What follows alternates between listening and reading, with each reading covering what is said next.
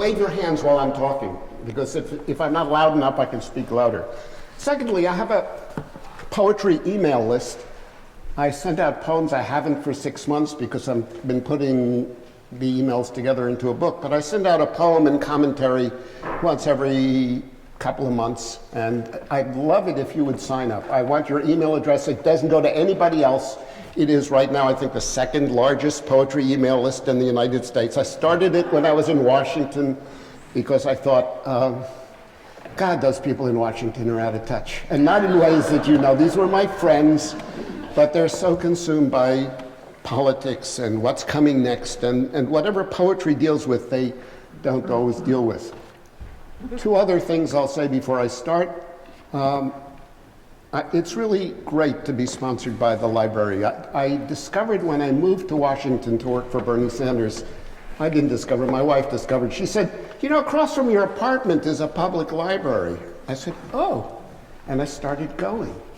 And I've been going to public libraries, first in Washington, now in Burlington. I go twice a week. Hardly ever go to the UVM library.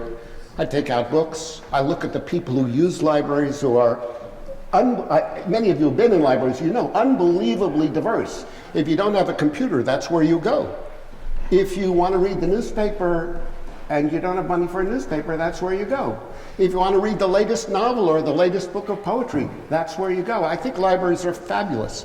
And one of the things I've always loved about Vermont is it doesn't matter how small the town is, it always has a public library. I think we have this great tradition of libraries. So I'm really proud to be here, sponsored by the library here in Manchester. Finally, I want to say it's really, really, really nice, even if it's for extra credit, that we have so many students from Burr and Burton here today. We live, and this is addressed to the students, we live in a society that's often kind of bifurcated, it's divided in half.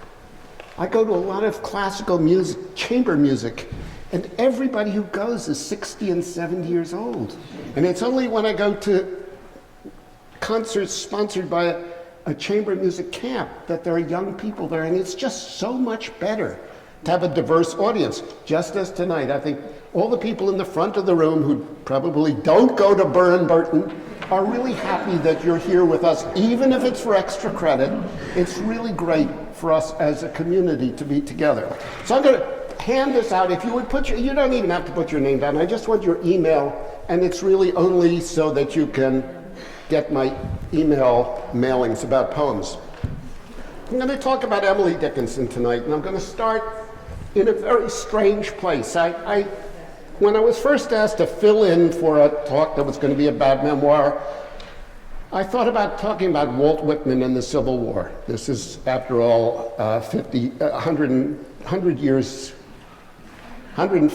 after the end of the Civil War. When was 1865? Right, 150 years after that. But I read a poem by a German poet whose name is Paul Celan. And if you don't have the poems, they're all being handed out. Just raise your hand and somebody will give them to you. I read a poem by Paul Celan. Paul Celan was a very, very strange poet. Strange in that he was a great citizen of the 20th century. He was born in, and we'll get to Emily Dickinson in a moment. He was born in Romania, speaking German. His parents both went to a forced labor camp. One died of typhoid and the other was shot to death. He worked in a forced labor camp. They were Jewish. He was released, and he was, I think, he spent the rest of his life trying to figure out how to write about something for which there were no words, which is the awfulness of an enormous slaughter of human beings. It's not the only time that's happened. It was one of the most momentous times. And this is the poem by Paul Celan that actually blew the top of my head off. Emily Dickinson, in response to a correspondent, Thomas Wentworth Higginson, said, "You ask me how I know if something is a poem. If it chills me to the very core, if it blows the top of my head off, then I know it's a poem."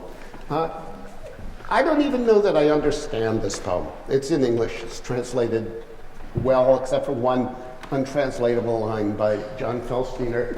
And here's the poem. I'm really interested only in the first stanza.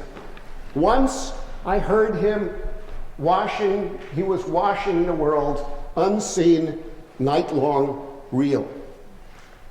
That's really the heart of the poem for me. It's an image in some ways more powerful than any but one or two I've ever encountered. God, although he's not identified, is washing the world as if he's doing laundry. People die in great numbers because it's time to do the wash. And then he goes on and he says, one and infinite, annihilated, they eyed. That's an attempt to deal with a word that Solon made up, and I don't think it's a good attempt. And then he says, light was salvation. Frankly, I don't understand this poem. One of the things about Solon is I've been reading him for many years. The more I read him, the less I understand.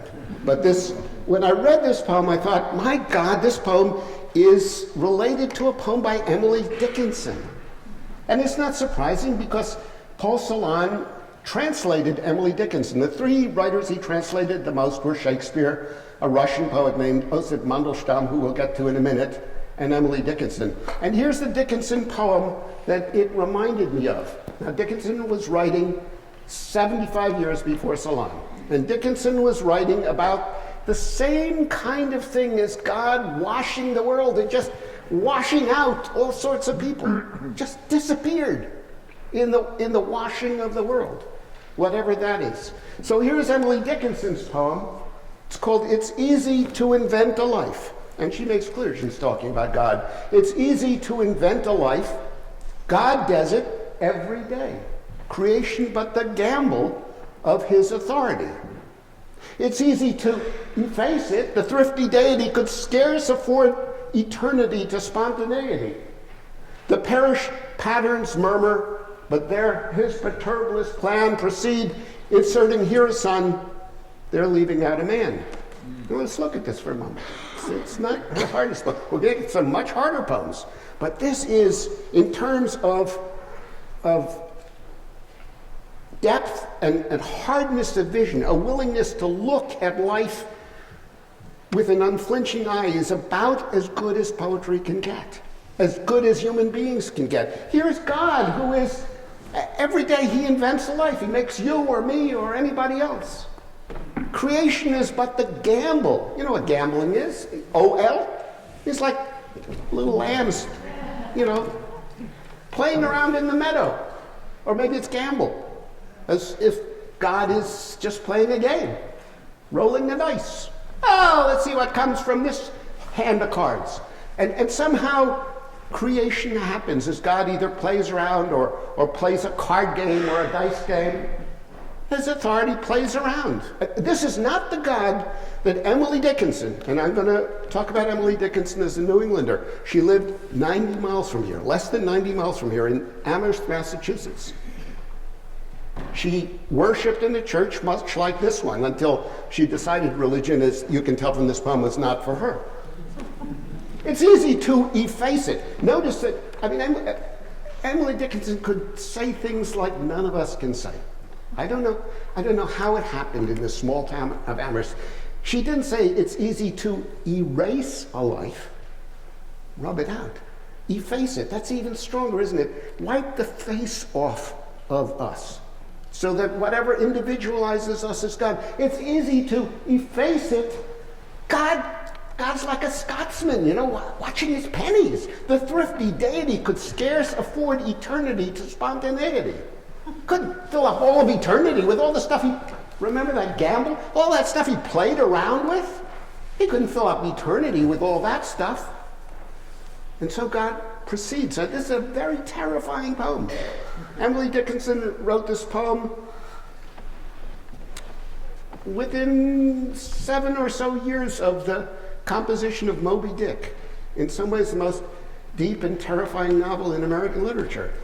I think Emily Dickinson is tougher-minded than Herman Melville. She says, the parish patterns murmur. That's us. That's our parents, our grandparents, maybe our species. If you think of the great paleontologist Stephen Jay Gould, whole orders of existence disappeared when the climates changed in the past. Just didn't go forward. Had nothing to do with evolution. Just wiped out. And she's living before Stephen Jay Gould in modern paleontology, but bearish patterns murmur, but God doesn't care. He's got his idea of what he's doing. But his perturbalist can't disturb it.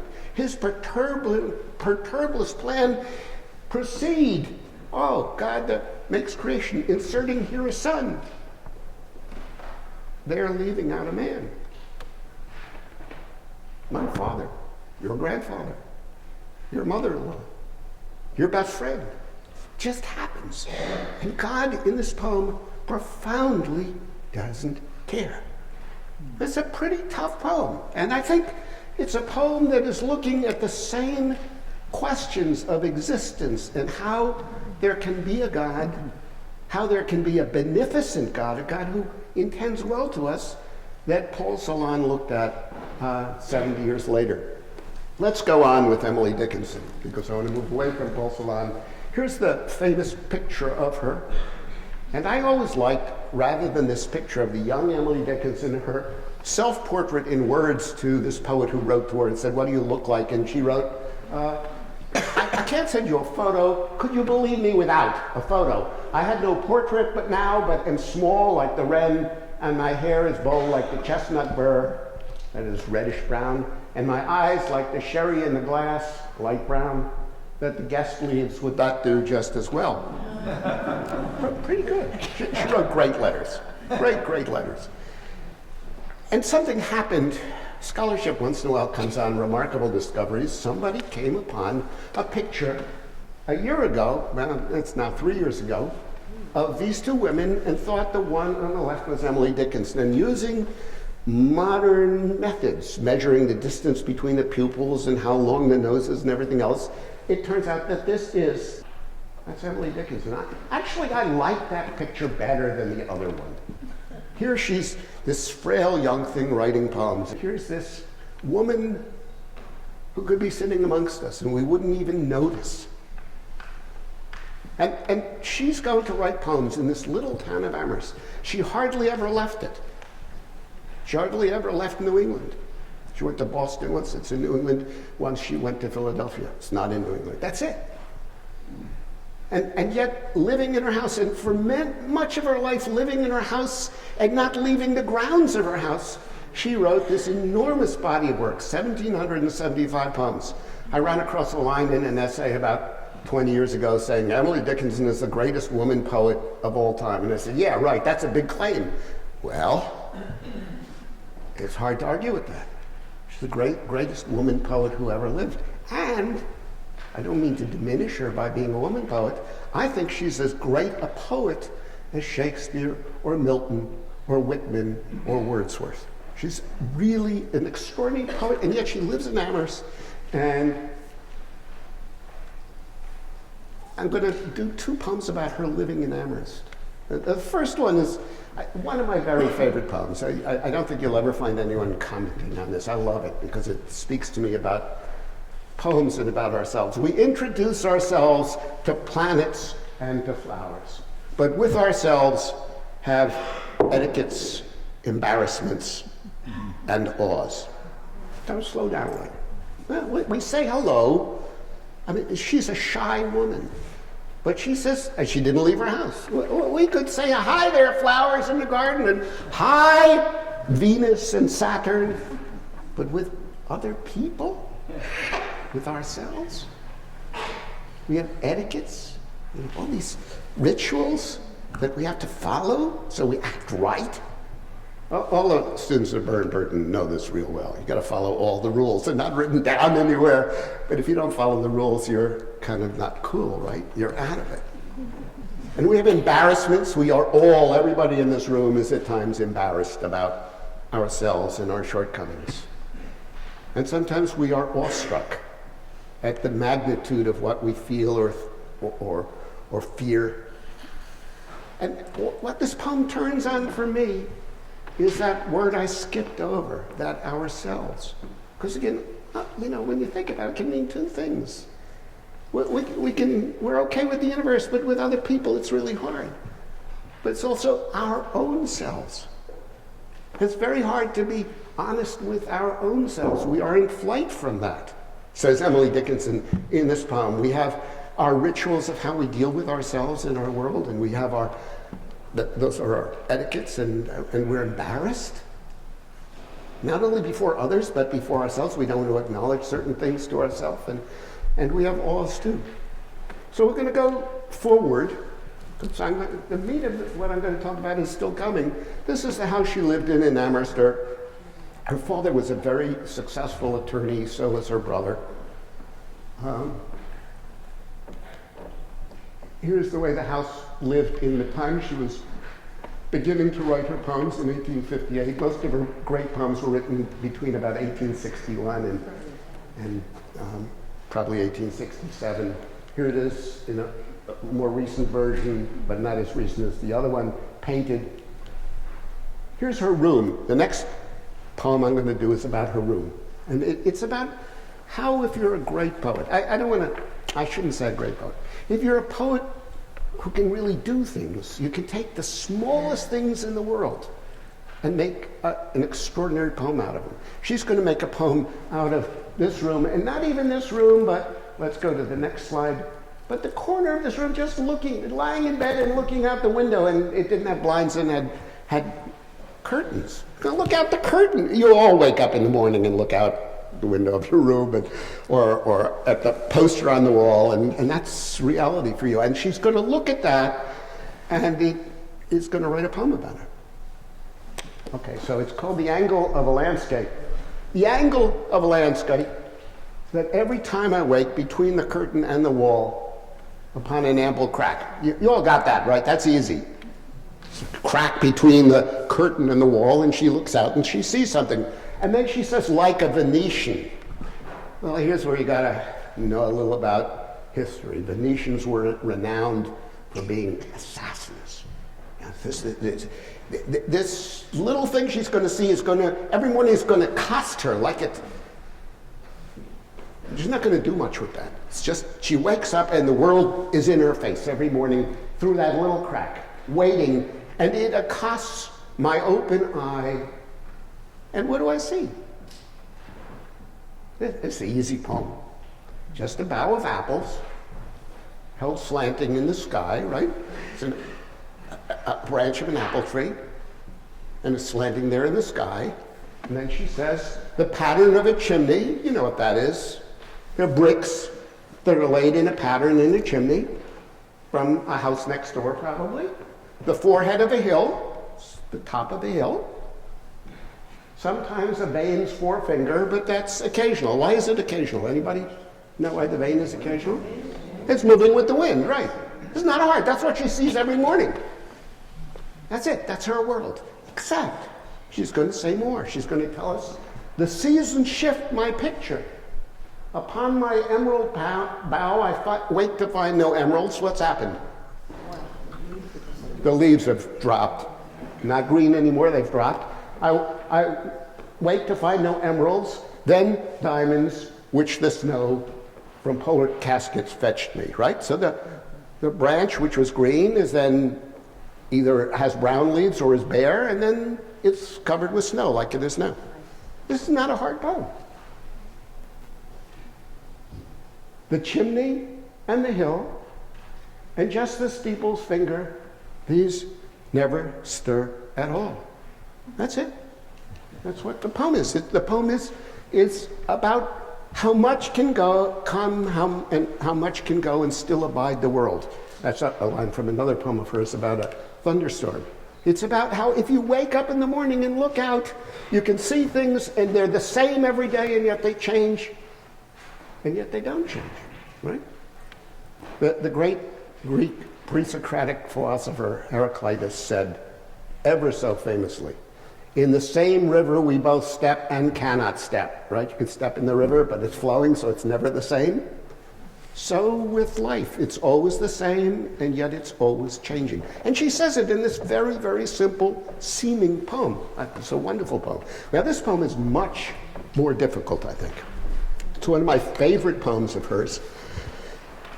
And you have to visualize it. It took me a lot of years to realize she's talking about actions she's doing. She says, I tie my hat. So she's wearing a bonnet, right? She's tying her bonnet. I crease my shawl, getting her scarf, her shawl to fit her. Everybody can see that. She's tying her hat. I crease my shawl. Life's little duties do precisely, I do them very carefully, as the very least were infinite to me. Now, if we're really, really paying attention, well, why are they infinite? We don't know. We don't know. The poem's going to tell us. But why is she starting with all this? Emily Dickinson astonishes. She does. There's no other poet who can say, I wake up in the morning and I look at the crack between the curtain and the wall and what do I see? Or we get a poem, maybe if we have enough time, a bird came down the walk he did not know. I saw he bit an angleworm in half and ate the fellow raw. What? It's about a bird eating a worm? And in this one, she's tying her hat and creasing her shawl, right? I mean, it's about the smallest minutia of life. And yet this is going to open up into something that Paul Celan would understand. This is going to open up into being a poem about the things we cannot ever say to other people and maybe can't even, except in great moments of stress, acknowledge to ourselves. It's a poem about a pain and a suffering and a desolation that is so large that words are really not quite capable of dealing with it. And yet she's going to do it. And she's going to start out with, I tie my hat, I crease my shawl, life's little duties do, as the very least were infinite to me. And she keeps going. I put new blossoms in the glass. I throw the old away. I push a petal from my gown that anchored there, right? You know what she's doing, right? She's just gone out in the garden. She's cut some new flowers. It's summertime. That's why she put on her hat and her shawl, so she could go outside and look well-dressed in the New England town. She cut some flowers, she brings them in, she puts them in the vase, the glass. You know what happens when you throw away old flowers? You all do, right? Mm-hmm. Maybe some of the young people in the back haven't ever brought flowers in, but all the people in the front have, right? The petals drop off, they get on the floor. Here one gets on her dress, she pushes it away. And the poem is going on with little actions that are infinite. We don't understand them. And then she's going to kind of blow us away. She says, I put new blossoms in the glass and throw the old away. And this whole kind of sing-songy. I push a petal from a gown that anchored there. I weigh the time till 6 o'clock. Time is maybe a little heavy on her hands, or maybe she's just figuring. I have so much to do, and yet existence some way back stopped. Life stopped. Her life has stopped a ways back. And she is condemned in this poem to going forward and tying her hat and making breakfast and creasing her shawl and brushing her teeth and saying hello to people and putting new blossoms in the glass and brushing away the thing and she has to keep going. Her existence stopped. Struck my ticking through. With a microphone you can hear my ticking, right? We have a ticker. We have an onward going of time. And time has stopped for her. Life has stopped for her. And she has to keep going. This is really tough stuff. I mean, that's a phrase from my friend Bernie Sanders. He always says, that's tough stuff, Huck. But this is really tough stuff. How do you keep going when your life is over? We cannot put ourselves away as a completed man or woman when the errand's done we came to flesh upon. Can't stop, can't say it's over, even though there's nothing ahead of us. There may be miles on miles of naught.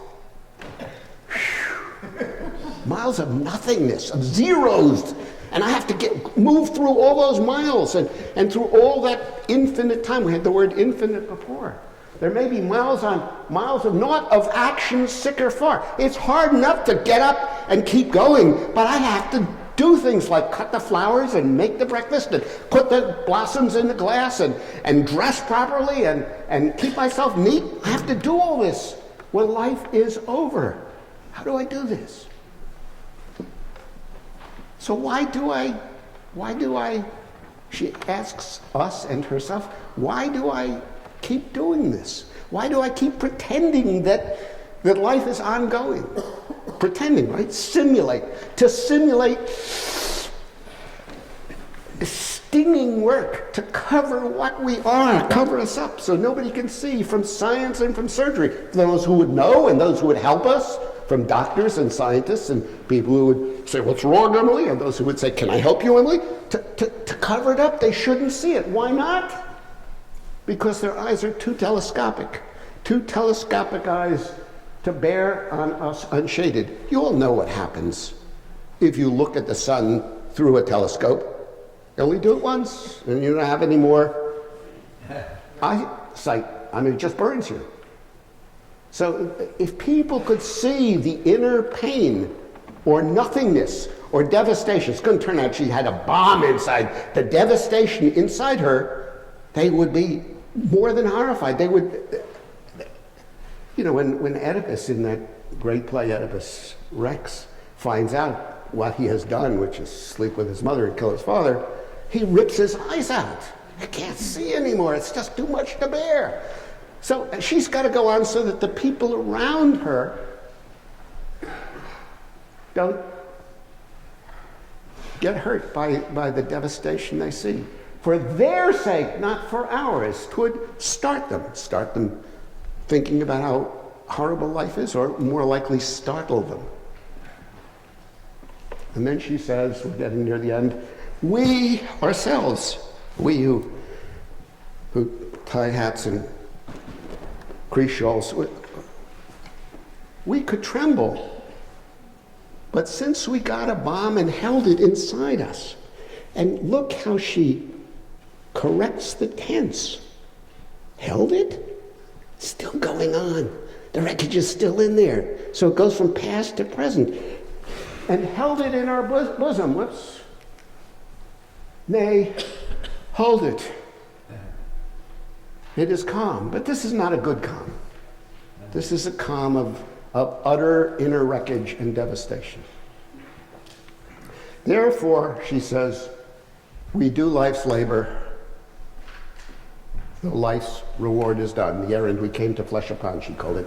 The life's reward is done with scrupulous exactness to hold our senses on.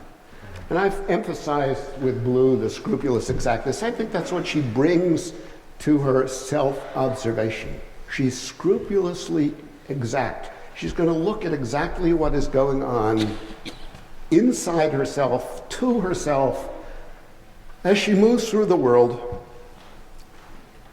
And what she's writing about is what Celan wrote about. It's what only the very, very, very small group of poets have ever written about that which is kind of beyond language, a pain that is so great that there's a pain so utter it swallows substance up, she begins one of her poems. A pain, a devastation, an emptiness, something that language can't talk about. And we're going to see that not in the next poem, but in 2 poems after that.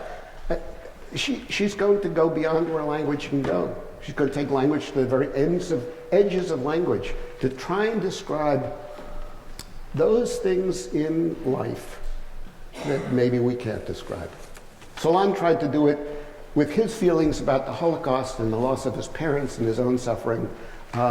Emily Dickinson does it in Vermont. Now, this is a very strange poem, I realized when I put it in here, because we're all looking forward to that first robin, right? Today was the first day over freezing in well over a month. It's about time. But the greatest poem in English in the 20th century, not the best, but the greatest, begins, some of you will have read this in college. April is the cruelest month, breeding lilacs out of the dead land, mixing memory with desire. It was T.S. Eliot's The Wasteland. Horrible poem, so hard to read, and I'm not sure I really like it. But it was the most important poem of the 20th century. So it's a spring poem. This is also a poem about how April is really hard. But this is way beyond Eliot. I think Eliot dissembles a lot. He hides too much. She doesn't. I dreaded that first robin sow. Now we're all looking forward to robins. When I see a robin, I'm going to be so happy. But I dreaded that first robin sow, but he is mastered now. I'm some accustomed to him grown. He hurts a little though. I thought if I could only live till that first shout got by, not all pianos in the woods had power to mangle me. I dared not meet the daffodils, for fear their yellow gown would pierce me with a fashion so foreign to their own. I wished the grass would hurry, so when 'twas time to see, he'd be too tall, the tallest one could stretch to look at me. I could not bear the bees should come. I wish they'd stay away in those dim countries where they go. What word had they for me? They're here though, not a creature failed, no blossom stayed away. In gentle deference to me, the Queen of Calvary. Each one salutes me as he goes, and I, my childish plumes, lift in bereaved acknowledgement of their unthinking drums. Let's look at that poem a little more slowly. She dreads the robin. She's going to hate spring in this poem. This is a I hate spring poem. It is. And Eliot wrote about it. Spring is very, very hard. Spring is the time when the world comes back to life, and if you feel like you got an inner ruin, you don't. It's really hard. You know, I'm looking forward to spring, but I get what she's talking about. And she's talking about something very deep, that life is ongoing and she's not ongoing. I dreaded that first robin sow, but he is mastered now. You noticed how I hope how I paused a little, but I'm some accustomed to him grow. I'm not really used to him. I try to adapt a little bit.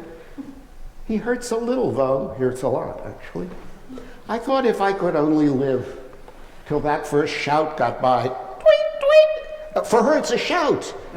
And then she has a metaphor that, it's a simile, that is, it's like surrealism in the middle of the 19th century. Nobody else was writing this, nobody else. Maybe partly why Celan liked her so much, he liked the surrealists. Not all pianos in the woods had power to mangle me. Wow, here's a woman who is, the robin's going cheep, cheep, cheep, or tweet, tweet, or whatever. I should know what robins do. And Eole, Eole, okay. So robins are doing that and is mangling her. You know what a mangle is? A mangle is this thing you use on an iron and you press down with pressure and heat and flatten things. She gets mangled by the sound. And it's a shout. And it's as discordant as pianos in the woods. I mean, there aren't pianos in the woods. I can't explain that. That's the whole point. And she says, I dare not meet the daffodils. That is a great, great poem by Wordsworth. It's a little sentimental. You know, he says, he's climbing a mountain and he thinks, oh, woe is me, I'm far from the city. And then he sees a crowd, a host of glorious daffodils. Oh, he's so happy with all these yellow flowers. When spring comes, the robins will be good, the daffodils will be better. For Emily Dickinson. And I don't think she's wacko. I think she's paying more attention than me. You know, it's, oh, everything's starting again, isn't it nice? Not all the pianos in the woods had power to mangle me. I dared not meet the daffodils for fear their yellow gown would pierce me. Right? So she's being, I mean, look at what is happening to her. She's mangled and she's shouted at and she's pierced with a fashion so foreign to my own. They're beautiful and alive and blooming, and she, as we know from that other poem, she's not like this all the time, but she's this is a poem about her inner life. The world is too much for her. Whoops, I went back. Sorry. I wish the grass would hurry, so when 'twas time to see, he'd be too tall, the tallest one could stretch to look at me. That was what got to watch people who talk about poems. It always things I skip over. I'll skip over this stanza a little bit. I think it means the grass is going to grow up and she'll be little and she'll be able to hide in it, but I'm not sure. So I'm going to skip it. But poems, if we could entirely explicate and explain what's going on in a poem, we wouldn't need the poem. right? We wouldn't. So it's okay if poems resist us. Wallace Stevens says, this is for the high school students in the back. Here are two great lines from American poetry. Wallace Stevens says, you try this in class. I don't know if your teachers are here. Your teachers go crazy. The teachers, what's this going on in this poem? Say, Wallace Stevens says, the poem must resist the intelligence almost successfully. Whoa. And then even better than that is Walt Whitman. He's gone on and sung myself for 50-some pages, and he says, do I contradict myself? Very well, then I contradict myself. I am large, I contain multitudes. Yeah, tell that to your teacher and say, you're contradicting yourself. Yeah, I'm large, I contain multitudes. Anyway, to go back to the poem, I could not bear the bees should come. I wish they'd stay away in those dim countries where they go. Where do the bees go in the winter? Right? She's acknowledging. What word had they for me? And then, so here we have the robins and the daffodils and the grass and the bees. And then she says, they're here though. Not a creature failed. Everything comes back in spring. No blossom stayed away in gentle deference to me, the Queen of Calvary. You know, Calvary is the hill upon which Christ was crucified. So she's either Mary, whose suffering is so great, or she is, in some way, an alternate Christ figure. She had nothing but suffering. And yet everything is starting up anew. Each one, it's like a parade, she says. Oh, the flowers, the birds, and the bees, and the grass. Each one salutes me as he goes. Hey, we're in a parade. They're in a parade, really. As he goes, and she's watching the parade. And I lift my childish plumes lift in acknowledgement of their unthinking drums. They're unthinking because it's the rhythm of ongoing existence. And she is bereaved. She's the queen of suffering and of loss. It's all in this poem. It's about loss and suffering and how it's so great that even spring can't cheer her up. In fact, spring does the opposite.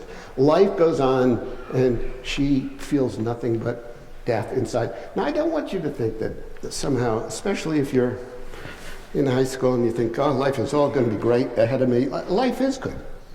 Has many joys, but it has great difficulties in it. And too often we leap over the difficulties and we pretend they don't exist, or we drink them away, or we suffer, or we adopt strange behaviors. Emily Dickinson is willing to look at what has happened to her directly in the face. I wanted to give you another poem. I just added this morning, and it's really not, it's another spring poem, that's why. It's by Josef Mandelstam, the other poet who Solon translated the most. He was a Russian poet. And this is a particularly poignant poem. Mandelstam was it's the last poem on your handout. He's a very erudite poet, and some of his early poems are really tough to understand. And he wrote a poem that was critical of Stalin, who was the dictator in the Soviet Union. He read it to 4 people. One of them betrayed him to the police. He was sent into internal exile, and ultimately he was sent to Siberia. The internal exile was in a distant region of Russia called Voronezh. He wrote poems while he was there, knowing he was going to be shipped onward to Siberia. He was shipped to Siberia. He died on the way. He knew he was going to die. And this is either the last or second to last poem he wrote. It's a spring poem. I think it's much more hopeful than Dickinson's. And yet, it's also about how deeply wounding spring can be, and yet I think there's more optimism here. It's a very free translation. I like it a lot, by a poet named Christopher Wyman. And I was alive in the blizzard of the blossoming pear, so it's spring, because the fruit trees are blossoming, and the cherry tree, and their white petals will be falling. Myself, I stood in the storm of the bird cherry tree. It was all leaf life and star shower, unerring, self-shattering power, and it was all aimed at me. It's a lot like Emily Dickinson's poem, but this has a different tenor. It feels different. What is this dire delight, flowering, fleeing, always earth? What is being? What is truth? Blossoms rupture and rapture the air, all hover and hammer, time intensified and time intolerable, sweetness, raveling, rot. It is now, it is not. We can come back to the poem and the questions. I don't understand it. I told my wife, you got to do some poems you don't understand. Right? But it's about spring. It's a brilliant poem, I think, about the power of spring, of spring to wound him. It's all aimed at him, and it's dire, and he's ruptured and yet enraptured at the same time. It's a kind of a mixture of things. Unlike Dickinson, he feels both destroyed by the spring, knowing he won't have many more, and in love with life itself. His last poems from Veronège are extraordinary. It's like a poet writing under a death sentence. It was a poet writing under a death sentence, and they're just amazing poems. Okay, here's a poem that's not hard. What's nice about it is that it's fun. It's about a funeral, because we're going to go to 2 funeral poems after that. There's been a death in the opposite house as lately as today. I know it by the numb look such houses have always. The neighbors rustle in and out. You can see this, right? People going in and out of the house where somebody's died. The neighbors rustle in and out. The doctor drives away. You know what that is, right? Here the students are going to be better than the rest of us, right? Somebody's dead. The doctor's getting out of there. His work is done. A window opens like a pod, abrupt mechanically. Well, they're airing out the room. Somebody flings a mattress out. You know what that is. If you don't, she's going to suggest. The children hurry by. They wonder if it died on that. I used to with a boy. So she's taken on the persona of a boy. The minister goes stiffly in. Sorry that I'm in a church doing this. The minister goes stiffly in as if the house were his, and he owned all the mourners too, and little boys beside. It's a pretty accurate description of the minister taking charge, telling the kids stop cackling about the mattress. And then the milliner, this is the tailor, going to fit out the death suit. And the man of the appalling trade, that's the undertaker who's going to build the pall, it's kind of funny, right? To take the measure of the house, going to measure how big the coffin has to be. Probably also figure out how much can these people afford to pay for a coffin? How much am I going to charge them? I mean, it's a funny poem. There'll be that dark parade, and the parade here is not of the flowers and the birds. It's going to be the funeral procession. There'll be that dark parade of tassels and of coaches soon. It's easy as a sign, the intuition of the news in just a country town. Just making out of the stuff of a New England funeral. You could have seen the same funeral and the same business here in Manchester as in Amherst in 1863. Now, I do this one because I want to look and end up with 2 poems that really come to the edges of what we can talk about. These poems are both about funerals. It doesn't mean they're about funerals. I've gotten very interested in the music of Bach, and I'm going to talk again to the students at the back. When I was in high school, and maybe you too, the teacher always wants to go, can we get a deeper meaning? Do your teachers ever say that? Yeah. Bach was really good as a composer. Bach had these themes, and then he had other themes, and he had other themes, and they all went on at once. And it wasn't like one was deeper and the other was less deep. Or it's like they're all going on. That's what makes Bach so wonderful, is so many things are going on. And they're all orderly, and they're all going on in these great late fugues of his. And I'm just astonishing. I'd like to suggest in this poem there are kind of 3 levels And it's not like one is deeper than the other. There are three things going on. One, when she says, I felt a funeral in my brain and mourners to and fro kept treading till it seemed like sense was breaking through. I think on some level it's a physiological poem. It's about something like a migraine headache. I couldn't stand the damn pounding anymore, right? That's one level. Not to be put aside as less important than the next, which is how sitting in the pew, as all of you are, and a funeral occurred. And the poem is going to, we're going to look at it. The poem's going to go through the funeral. I felt the funeral. The mourners come in, and then we sat down, and then the service began. And maybe they played a drum roll, or maybe it's, she said, service like a drum, or maybe it's just, one prayer after another. And then they lift the box, which is a coffin, and they creak. And then they ring the church bell. Space began to toll as all the heavens were a bell. And then they get to the graveyard, and the coffin goes into the ground. So it's a physiological feeling of pain. It's about being at a funeral.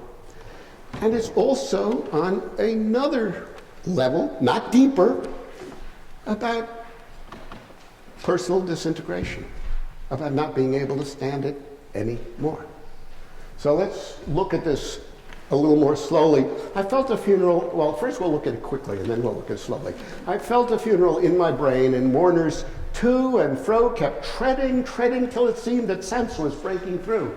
And when they all were seated, the service like a drum kept beating till it seemed like, till I thought my mind was going numb. And then I heard them lift a box and creak across my soul with those same boots of lead again. Then space began to toll as all the heavens were a bell, and being but an ear and eye and silence, some strange race wrecked solitary here. And then a plank in reason broke, and I dropped down and hit a world at every plunge and finished knowing then. Now let's look at what's going on here. Let me go back one. I felt a funeral in my brain. And I'm talking about what's going on in the poems, and sometimes about the language. Listen to the rhythms in this poem, the beating, treading. I felt the funeral in my brain, and mourners to and fro kept treading till it seemed my sense was breaking through. Now let me stop there a second, because Emily Dickinson understood before the 20th century, which prized this kind of wordplay, she understood something astonishing. Sense was breaking through. What does that mean? The sun breaks through the clouds, right?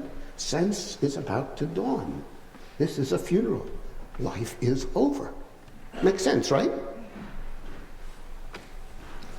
If I tried to stand on a newspaper, I would break through it and fall through, right? So that's the other breaking through. Can mean either one. I think it means both. Sense is breaking through is in the sense of, sense is appearing as the sun coming through the clouds, and also sense is about to rupture, because that's going to be justified by the end of the poem. Both, one word, two entirely opposite meanings, both working in this poem. So she says, I felt a funeral in my brain, and mourners to and fro kept treading till it seemed that sense was breaking through. And when they all were seated, a service like a drum kept beating, till I thought my mind was going numb. Right? So sense seems to be almost breaking through, and her mind is almost going numb. And then I heard them. The sounds are so wonderful. There's, the treading, and now it's kind of a creaking. Then I heard them lift the box and creak across my soul with those same boots of lead. And lead is here probably because it's heavy, but also because coffins were lined with lead to keep the body from being eaten by worms or something. Lead doesn't corrode. With those same boots of lead again. And then my favorite part of the poem, the imaginative reach of these lines. Then space began to toll like the bells are ringing, excuse me, I went back the wrong way, as all the heavens were a bell. Bang! Bang! And being but an ear, right? Pure passivity, just taking it in, right? And being but an ear. And then this line, and I and silence, some strange race, wretch, solitary here. I mean, if I asked you all to be silent, it would, bang, bang, it would be wrecked, the silence. And she's wrecked. She's wrecked. Just as the silence is wrecked. And then she can't bear it anymore. Whether it's a headache, whether it's a funeral, and there's that moment when whatever the rituals are, the body goes beneath the ground and dirt is heaped on it, and you realize that it is the end. So whether it's something internal, she says, and then a plank in reason broke. Remember that? Till sense was breaking through? Now we have this breaking, it's not the sun. And then a plank in reason broke. And I dropped down and down. What happens when a plank in reason breaks? What do we fall into? Disorienting is mild. Confusion is mild too. What is underneath reason? Insanity. Unreason. I don't know. I don't have an answer, right? But it's something profound. Underneath reason is something. And the plank in reason breaks, and she drops down, and notice how the poem ends. This and the next poem, I'm going to end the same way. It seems to me nobody has ever ended a poem this powerfully, ever. And there are powerful endings to poems. And, well, maybe one. It's a poem by Rilke that has an ending as powerful as this. He looks at a statue and says, oh my God, you must change your life. That's the last line, you must change your life. But here she says, and I dropped down and hit a world at every plunge and finished knowing then. She can't say anymore. Because she's dropped beneath reason and beneath knowing and beneath knowledge and beneath language. She's taken language as far as it can go to report on an experience, whether it's of physical pain that one feels or physiological pain. I suggested a horrible headache, or whether it's the dying of somebody and one can't stand it anymore, or whether it's a personal disintegration. Maybe in the face of death. But whatever it is, she can't report anymore. She's run out of words. She's going to do that in the next poem too. The only two poems that end like this of all her poems. It's poetry taking us to the edge of what we can think and say and leaving us there, because there's nothing more that can be said. So here's I think I had a couple more that I thought I could do, but I won't. This is the last one. It's one of her great poems. Shorter than the last, also funeral imagery. You're going to see lead and wood and coming up again. After great pain, after you feel a lot of pain, you know what happens in Hollywood when there's great pain? Somebody has great pain and they flop around on the ground a lot. Maybe they go, ah! Right? After great pain, a formal feeling comes. The nerves sit ceremonious, like tombs. The stiff heart questions, was it he that bore, and yesterday, or centuries before? The weak feet, mechanical, go round of ground or air or aught, a wooden way, regardless grown, a quartz contentment like a stone. This is the hour of lead, remembered if outlived, as freezing persons recollect the snow, first chill and stupor, then the letting go. Can we have the imagery of funerals and of death? After great pain, and what comes after pain is she's right. She's really right. Psychologically, she's right. Even physiologically. After great pain, the body and the mind try to keep that unbearable pain away. And so there's a formal feeling. It can be shock, it can be a distancing. After great pain, a formal feeling comes. The danger, and maybe I'm talking more to the younger people here because the older people know it. The danger from great, great pain is not that you'll go, ah, and you'll roll around and tear your hair out. The great danger is that you'll close yourself off from the world because you don't want any more of that pain. Because you need to protect yourself. After great pain, a formal feeling comes. The nerves, not my nerves, not someone's nerves, the nerves, sit ceremonious, like formal. Sit ceremonious, like tombs, like they're places of death. The stiff heart, not the beating heart, but the stiff heart questions, was it he that bore? That time doesn't matter anymore.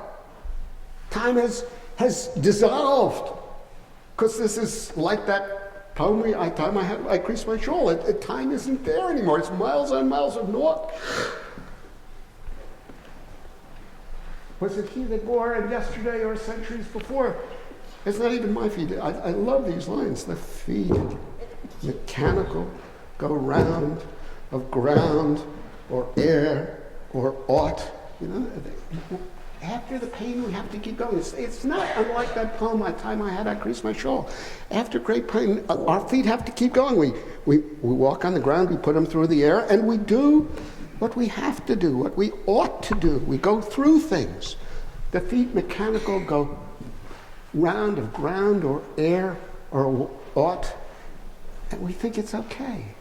A quartz contentment, a wooden way, coffins again, unbending, not plastic, not organic, like our body parts. A wooden way, regardless grown, a quartz contentment, like a stone. If I offered you contentment and said it would be like quartz, you wouldn't take it.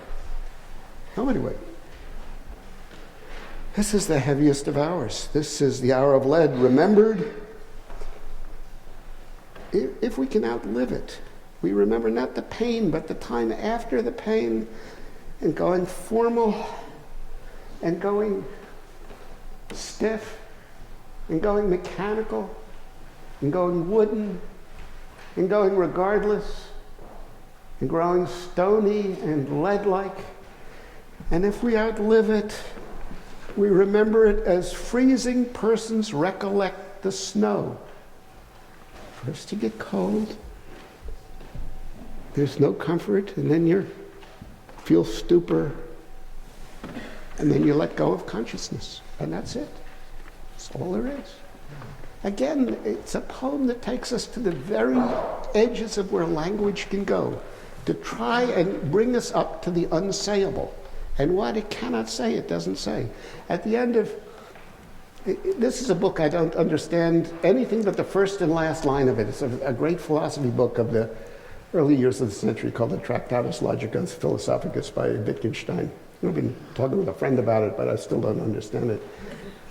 But the last line Wittgenstein says, he thinks he's explained a lot. He says, "Wovon man nicht sprechen kann, darüber muss man schweigen." Whereof man cannot speak, thereof he must be silent. Now what Celan does, that's where I started, and what Emily Dickinson does, again, she has many different kinds of poems, but what Emily Dickinson does is take language as far as it can go in describing what can be put into words. And then there's some things that are beyond, and she points us towards them. But farther than that, no person can go. And I think that Emily Dickinson, probably more than any poet who ever wrote in any culture or any language, takes us to those most distant reaches of what we can try to encompass in language, and then stops where more cannot be said, but still hints that there's more to be said, and that's where she leaves us. So thank you very much. We'll stop for some questions.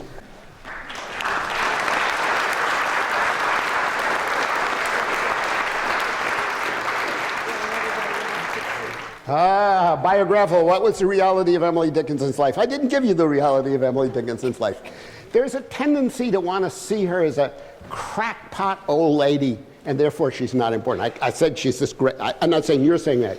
Emily Dickinson lived in Amherst, Massachusetts. She lived with her father and her mother, her sister Lavinia, and her brother Austin. Austin got married to a woman named Susan Gilbert. She and Emily became very good friends. Then they had a falling out. Emily Dickinson, as she grew older, grew afraid of the world around her. She was probably agoraphobic. She didn't go into town. She didn't leave her house when her very good friend who had gone overseas came home again and said, "Oh, I'm so glad to see you, Emily." She talked to him from behind a closed door. She didn't like to see people. And there is a sense that people get, because she was like, when we were growing up, we all had some crazy person who lived down the street, locked up in their house, usually old, usually women. And, well, maybe she was this crazy woman who wrote this poetry. I think, as a great poet said in the 30s, when the controversy first arose, was she a great poet, said she lived probably the most intense and live conscious life ever lived on the North American continent.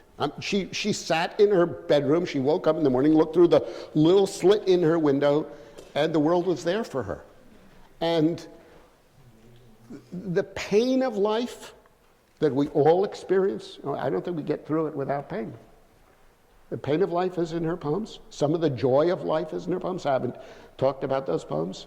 Some of the sense of being trapped by being a woman in the 19th century, when women weren't supposed to be writing poems, is in her poems. She was a very large and capacious person, but she lived a life that was very, very narrow if we describe it. Now, there's a great biographer of her by a man named Richard Sewell, and the first volume is about all her friends. Her friends were newspaper publishers, congressmen, famous ministers, the greatest feminist poet of the later 19th century. I mean, these are all her friends. She had correspondences with them. She lived a very lively life. She lived down my block. I think she was a cracked old lady, right? And so people tend to want to type her as that, and that's part of who she is.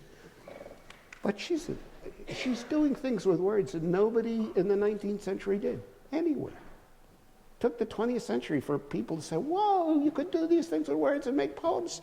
I mean, she's really, and as I said, I think there's nobody who's been as fearless and brave and tough in looking at life as Emily Dickinson, saying, "Well, people die. That son of a bitch God, he's just playing around." I mean, she has poems, different poems. The other poems might contradict that. Life is complicated. I quoted Whitman, who she said in a letter, she said, asked, "Do you read Whitman?" She said, "I hear his poems are a little risque." I mean, Whitman wrote a lot about sex. Emily Dickinson wrote about sex too. She never married. She had a proposal, at least one. She was in love. There's a lot of guessing games about who she was in love with. I don't know. She took care of her father and her mother and of her sister. But she lived a very circumscribed life in day-to-day living. I mean, I hope I've shown you that she could write about daffodils and somehow life and death were in the offing. But that, it's a good question, because it's really something we have to cope with. Our sense that to be a great poet, you really have to go to Paris and wear a smock and drink a lot of wine and, have a good sex life. And I don't know if that's true at all. No, that's another very good question. There are a number of writers who were not published in their lifetime. Emily Dickinson published 12 poems, and a couple she didn't even want published. They were sent by friends. She'd include them in a letter to a newspaper.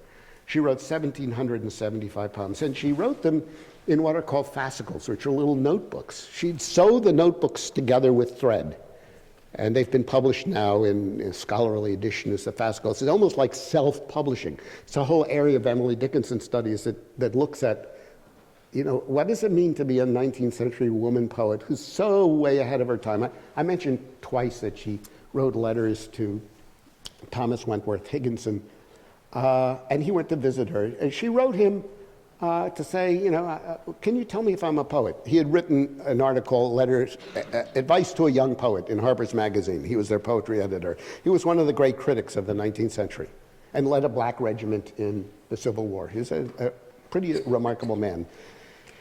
He knew there was something there, but he thought, she doesn't really have it. I mean, she has it, but she doesn't. After she died, he helped her niece publish the poems. He knew there was something there, but she was way ahead of her time. It's like Walt Whitman, her great contemporary. Walt Whitman's first book was called Leaves of Grass. Last book was called Leaves of Grass. There were 8 editions. It sold maybe 60 or 70 copies. Nobody wanted to read this guy whose lines went across the page and was full of sex and full of energy and, I'm an American. And they thought, what? This isn't what poetry is. And they thought that about Emily Dickinson, too, because as you've noticed, these poems don't have punctuation. They have mostly dashes and odd capitalization. And when they were first published, after she died, they Baudelarized them. They changed the rhymes so they wouldn't be slant rhymes, they'd be full rhymes. They could make her better. So, no, she was not published really until after her death. One collection, another collection, another collection, another collection, and then a complete edition came out in the 1950s. Not unlike another writer, other writers like that were Gerard Manley Hopkins, who wrote in the later 19th century, who kept all his writings private and were published, or almost all of them after his death. And of course, Franz Kafka, who told his good friend to burn all his writings. And Max Brod, his friend, said, well, if he wanted them burned, he wouldn't have left them to me, so he published them, thank goodness. So there are some writers who come to us only after death, and she's one of those. Two answers. Thomas Wentworth Higginson asked her that, and she answered Shakespeare and Browning and Mrs. Browning.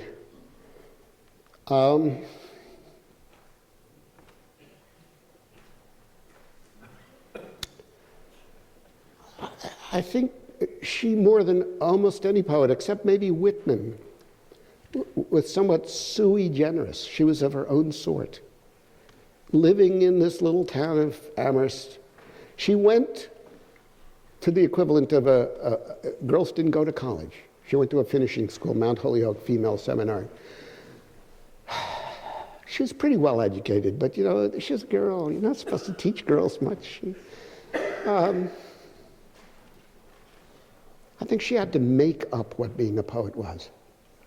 So I think more than most poets, she's not part of a kind of a tradition. She's actually creating her own self. I think Whitman did the same in his own funny way. They're such polar opposites. They're writing at exactly the same time. But often poets think that they're inheriting a tradition and they need to carry it forward. And the great critic Harold Bloom said, no. The way influence works is poets think, or writers think, well, that son of a bitch, he got there first. Well, there's nothing left for me to do. And they fight with the previous people. That's the influence he's interested in, is their fights with their predecessors, how they clear out space to write their own stuff. And I think for Emily Dickinson, geez, she's a woman writer. You know, the great woman writer in her day would have been Sappho, of whom there are only fragments, who wrote in 5th century BC Greece. So I think it's a good question, and it's exactly what Higginson asked her, but, and I don't think I've danced around the answer because I don't really have a good answer for it. The question is there a shift from her early use of exclamation points to a later use of a dash? I don't think so. I think the question that comes up with Emily Dickinson, it's the question of public poetry and private poetry. And it is a private poetry that she wrote it and didn't publish it. But she knew any number of poems that I could read with you, you would see that she knew that one day she would be read, or she hoped that.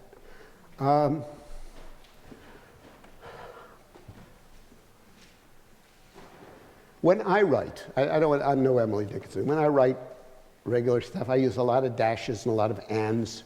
And then they're revised, and I say, you can't use and, you can't use dashes, and I regularize everything, right? And it's better. She didn't know how to do that. Thank goodness, because what it means is that in Dickinson, the thought sometimes leaps from one line or phrase to another. And in that, she's not unlike Ralph Waldo Emerson, who was the great writer of her time. In terms of influences, he would be one. Who she heard when he came to Amherst to speak. And Emerson's sentences don't connect up in his essays. If you read them in your English classes, ask the teacher to connect up the sentences. They don't connect. It's like one idea and another idea. There's something electric about that. That's the way our minds work. It's not the way good prose works, easing us on from one thing to the next. So I think the dashes are, people don't know if she meant them or just rested her pen, but I think they indicate a characteristic, not jerkiness, but a characteristic muscular kind of poetry that isn't going to give us easy connections. And punctuation is easy. Period, end, comma, pause, colon, something's coming, exclamation point, wow, bam, right? I mean, question mark, ooh, question. I mean, they give directions. And her poems just give us the words and not the directions. And I think we've become accustomed to that. It's part of what seems so new and fresh and often disorienting. So that's also a really interesting question.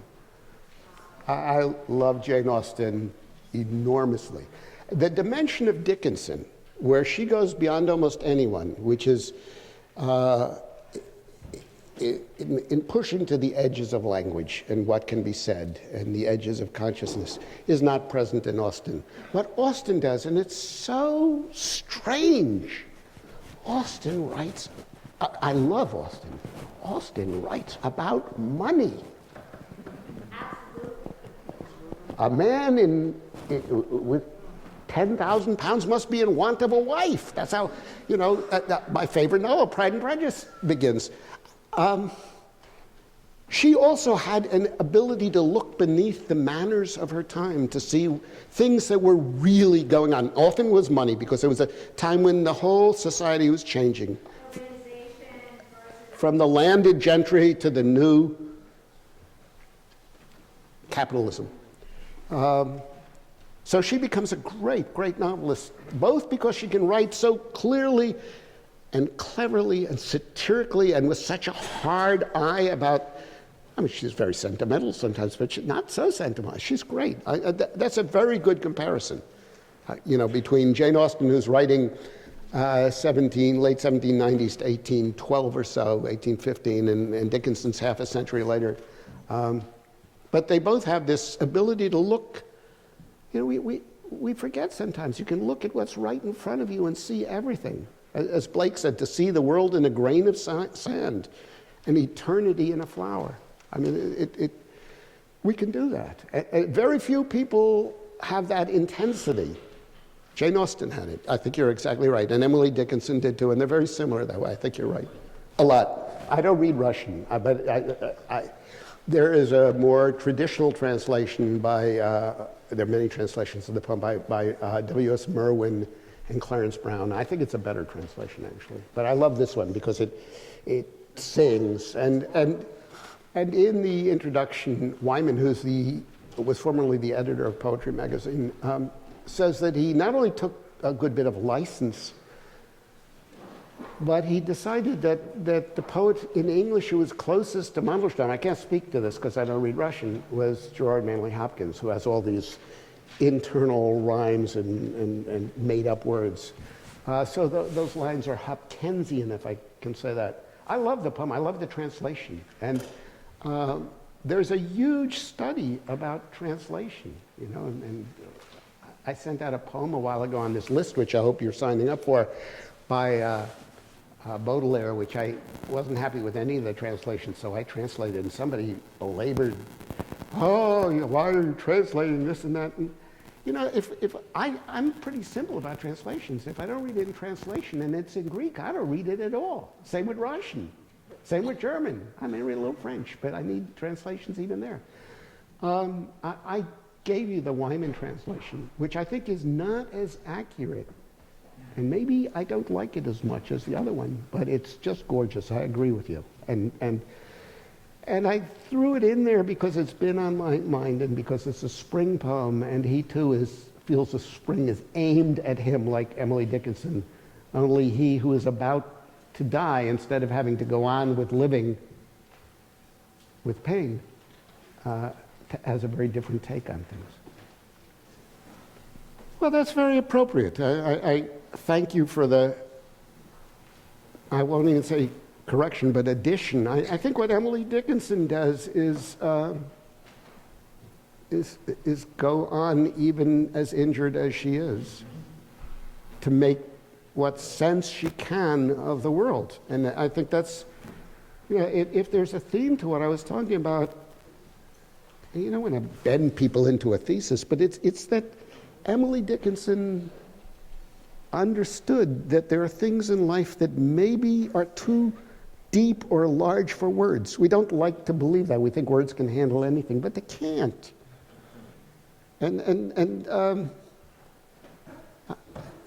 The philosopher Theodor Adorno said there can be no art after Auschwitz.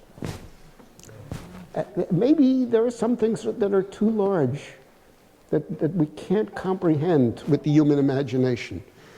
I don't know if that's true, but I do know that, and that's why I started with Celan, and that's what I wanted to say about Dickinson, that there are some things that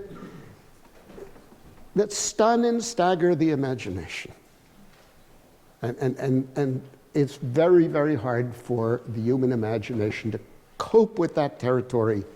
And I think we need to treasure those people who try to do it. And I think Emily Dickinson is one. I think she brings us reports of what we in our very worst moments sometimes face. And I think there's comfort in that. There's comfort in the fact that language can do so much. And there's also comfort in the fact that other people are sometimes overwhelmed by their problems, that we are not, in fact, we're not alone in the world. That there are other people who feel as we do, even when we feel that nobody has ever had it as bad as we have it. I find that one of the things art gives us.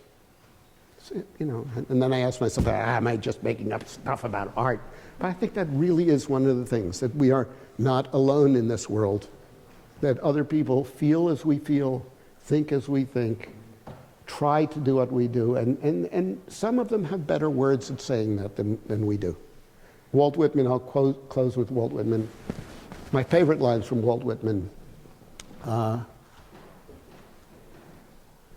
the end of Song of Myself, he says,